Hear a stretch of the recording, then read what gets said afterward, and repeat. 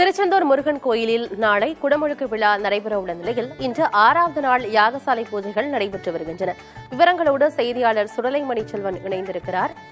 சுடலைமணி செல்வன், நாளைய தினம் குடமுழுக்கு விழா நடைபெற இருக்கு. இதையொட்டி பக்தர்களுடைய வருகை அதிகமாக இருக்கும் அப்படின்ற எதிர்பார்ப்பிற்கு இன்றைய தினம் என்னென்ன சிறப்பு பூஜைகள் எல்லாம் நடைபெறுது? இன்று பக்தர்கள் கூட்டம் அங்க எப்படி இருக்கு?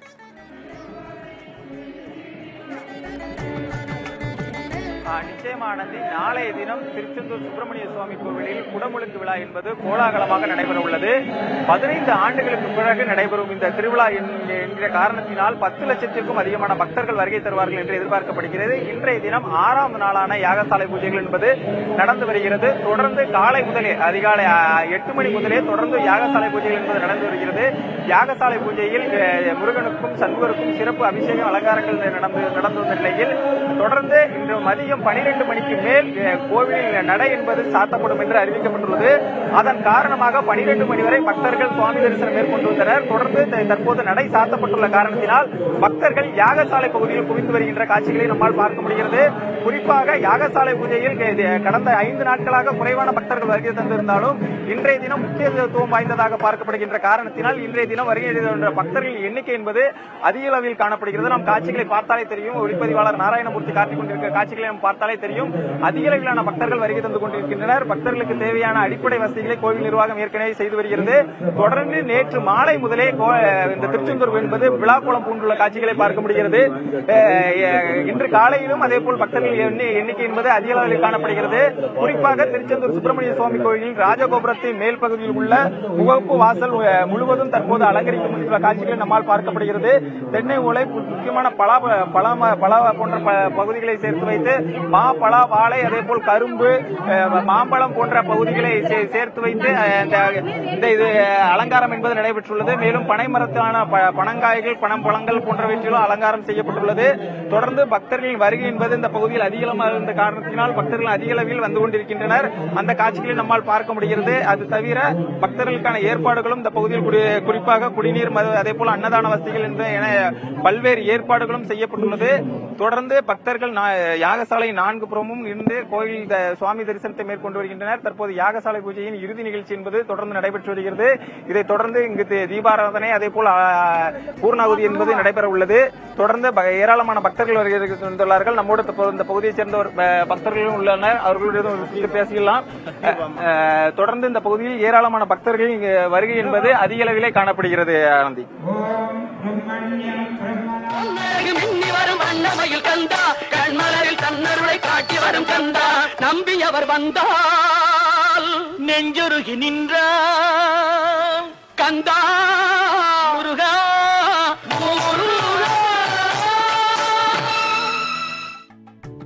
பக்தர்களின் வருகையொட்டி குடிநீர் போன்ற அடிப்படை வசதிகள் எல்லாம் செய்யப்பட்டிருக்கு. திருச்செந்தூர் முருகன் கோயிலை பொறுத்தவரைக்கும் தமிழ்நாடு மட்டும் இல்லாம பிற மாநிலங்களிலிருந்தும் ஏராளமான பக்தர்கள் வருகை தருவார்கள். அவர்கள்லாம் வந்து தங்குவதற்கான ஏற்பாடுகள் எல்லாம் எப்படி செஞ்சிருக்கிறாங்க?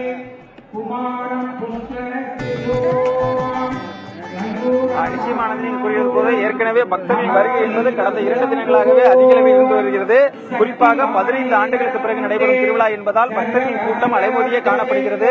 அதிகபட்சமாக 10 லட்சத்திற்கும் அதிகமான பக்தர்கள் வருகை தருவார்கள் என்று எதிர்பார்க்கப்பட்டுள்ள தற்போது சூழலில் தொடர்ந்து பக்தர்களின் காலை முதலே தொடர்ந்து பக்தர்களின் வருகை என்பது அதிகரித்தே வருகிறது. பக்தர்களுக்கு தேவையான அடிப்படை வசதிகளான குடிநீர், உணவு வசதி, இருப்பிட வசதி ஏற்கனவே ஏற்பாடு செய்யப்பட்டுள்ளது.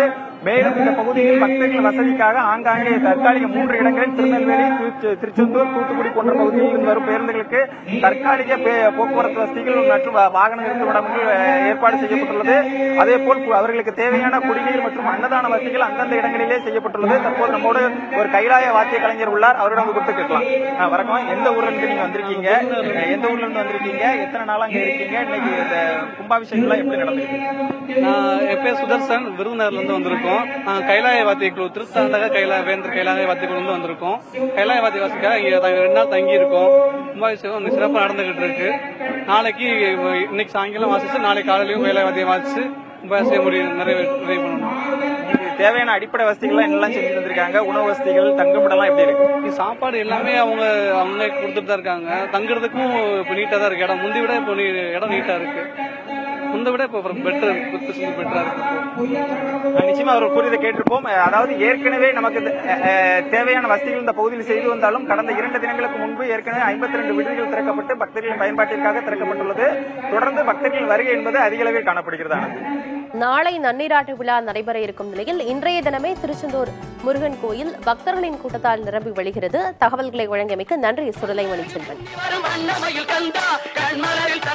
காட்டி வரும் கந்தா நம்பி அவர் வந்தால் நெஞ்சொருகி நின்ற கந்தா முருகா.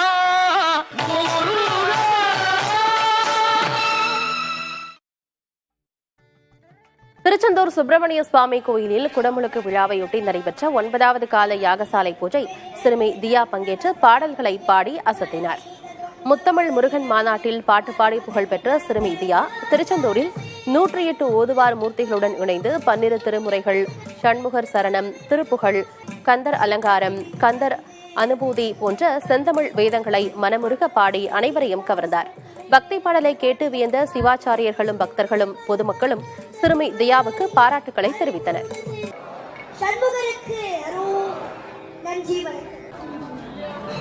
திருச்செந்தூரின் கடலோரத்தில் செந்தில்நாதன் அரசாங்கம்,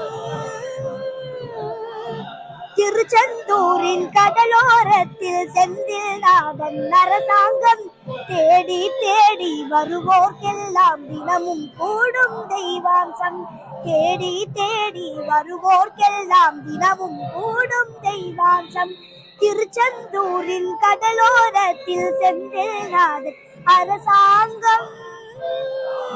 இன்னைக்கு என்னுடைய 100வது மேடையாக நான் திருச்செந்தூர் செந்திலாண்டவர் கும்பாபிஷேகத்துல நான் பண்றது எனக்கு ரொம்ப சந்தோஷமா, இந்த செந்திலாண்டவர் கொடுத்த வாழ்நாள் பெரும்பாக்கியமா நான் நினைக்கிறேன்.